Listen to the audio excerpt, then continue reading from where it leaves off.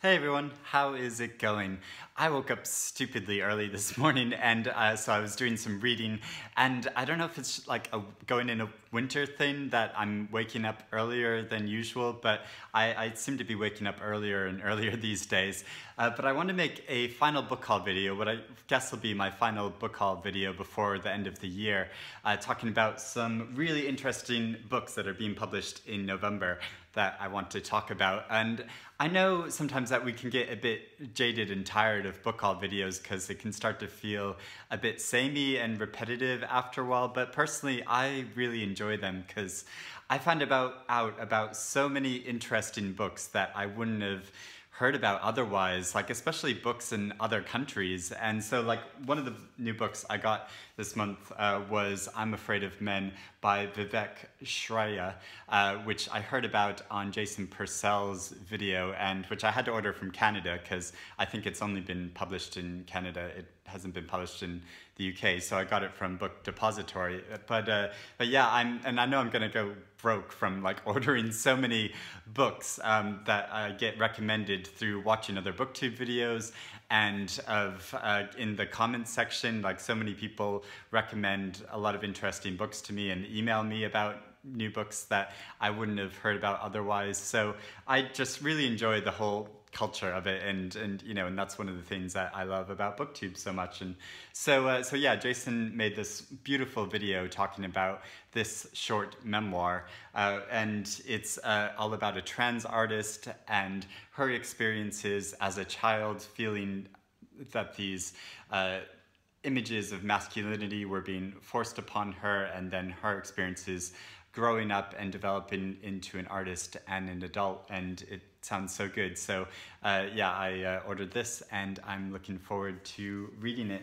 And I have a whole bunch of short books that I want to talk about. I feel like I'm not participating in Novella in November, but I feel like I am by default, just by it happens that there's a lot of short books coming out. And I'm really glad that there's a lot of short books coming out because I think they're particularly good for reading in December when just like, even though I'm taking off time for Christmas, it feels like I never have all that much time because, you know, December is really busy. So yeah, it's good to have short things, I think, to read on those early mornings when I wake up and can't get back to sleep. So one of the short books that I'm most excited about is this new novella by George Saunders called Fox 8. And this is, I think, the first book that he's published since Lincoln in the Bardo, which won the Booker Prize last year. And this novella, like, if it sort of feels like George Saunders went into my head and was just like what is going to be the perfect novella to write for Eric, because this sounds like the perfect book for me. It's a sort of mythic type story about a fox who listens in on these children's nursery rhymes and learns English through listening to these children reciting these nursery rhymes, and it's this fox's perspective on suburbia and suburban living as opposed to living in the natural world. And so yeah, it just sounds so perfect and is really beautiful looking and has these lovely little illustrations in it as well. So it's a very short book, but just like, yeah, it seems like the perfect thing to read around Christmas time. Then there is this short novella by Mathias Enard called Tell Them of Battles, Kings and Elephants. And this sounds so good and interesting, really different kind of novella. So it's about Michelangelo in the 1500s, and the Sultan of Constantinople wants to commission Michelangelo to design this bridge for him, and this is a project which Leonardo da Vinci put in plans in to make this bridge, but they were rejected by the Sultan, and so Michelangelo has stepped in and has traveled to Constantinople to design this bridge, and it's made up of, I think, like completely non-fiction accounts to create this sort of novella. So it's described as a thrilling novella about why stories are told, why bridges are built, and how seemingly unmatched pieces seen from the opposite sides of civilization can mirror one another. So that sounds really interesting. Mathias Enard has been listed for the Man Booker International Prize before, I think. And I've not read any of his novels before. And so yeah, it's a short book. Sounds like an interesting way to get an insight into his fiction. Another very short novella is Farewell My Orange by Iwaki Kai. This is a novella about two women from Nigeria who emigrate to Australia and are living in Australia and have to learn a new language there. And then they strike up this relationship with each other, communicating through English. And I think that's such an interesting idea about people from the same country who develop a relationship in another country, in another language, and how that sort of modifies the way that they communicate with each other. And so yeah, it's the story of their friendship, and I think it sounds like a really interesting short book. Flames by Robbie Arnott. This is another book from Down Under. The author is from Tasmania, and it's made up, I think they're kind of like short stories. They're described as folkloric tales, and I think they do all have this sort of folklore quality to them, but apparently the stories intersect with each other and characters intersect with each other through the different stories to make up a novel. And so yeah, it sounds like a really interesting, creative, different kind of book. And Richard Flanagan, who won the Booker Prize before, calls it a strange and joyous novel. Another book which I am so excited about is the third part of The Arab of the Future by Riad Sattouf, his series of graphic memoirs, and his talking about his experiences as a child growing up in both France and Syria and Libya, and this sort of cross-cultural sense that he has growing up. And I'm so excited to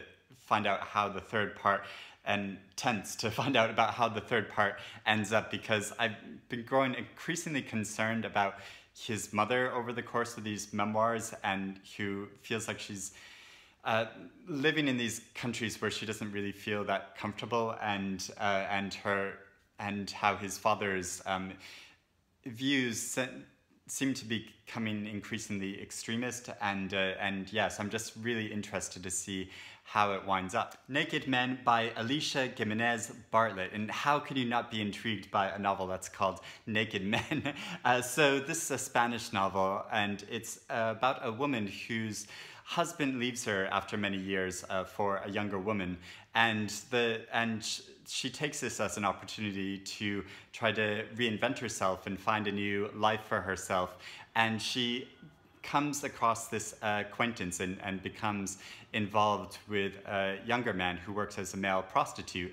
And so it's about their relationship with each other. And yeah, I think it sounds like a really intriguing, interesting novel. And apparently it won the Planeta Prize in 2015, though it's just been translated into English and published in English for the first time. And I've never heard of this book prize before, but yeah, just thought that sounded interesting. Another novel which sounds so good is this new book called 5 Days of Fog by Anna Freeman.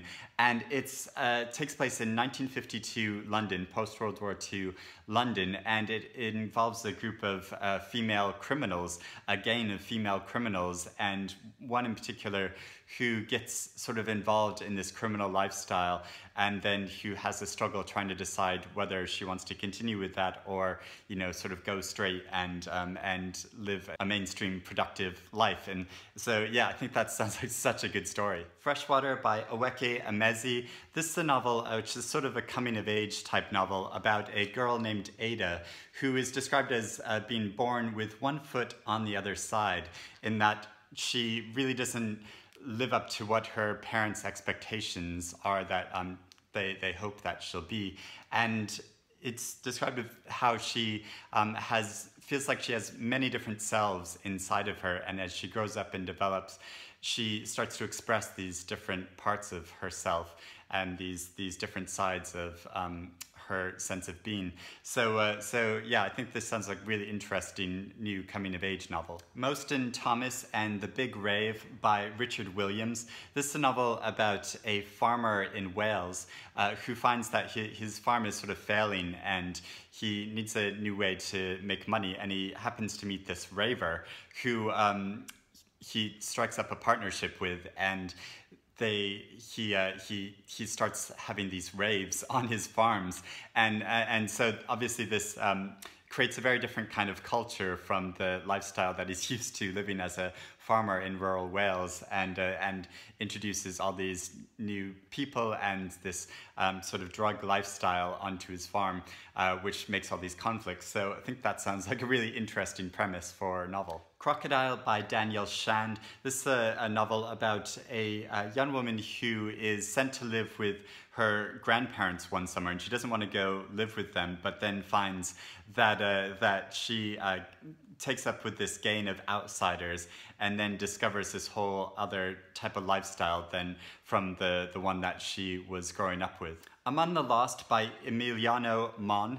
This is a novel about a couple who gets involved in human trafficking in Mexico, and about their lives and struggles dealing with this. And I think it's really interesting when novels take on as their protagonists characters or people who would be very unlikable in the outside because of the choices they make and the things that they do, these very like highly questionable and criminal and horrible things. But I think it's really interesting when we're given that perspective and made to understand the points of view of people that we wouldn't normally sympathize with. Like if we read about these people in a newspaper headline, we would dismiss them and so like not as a way to overlook or forgive the horrible things that they do, but just as a way of trying to understand their perspective.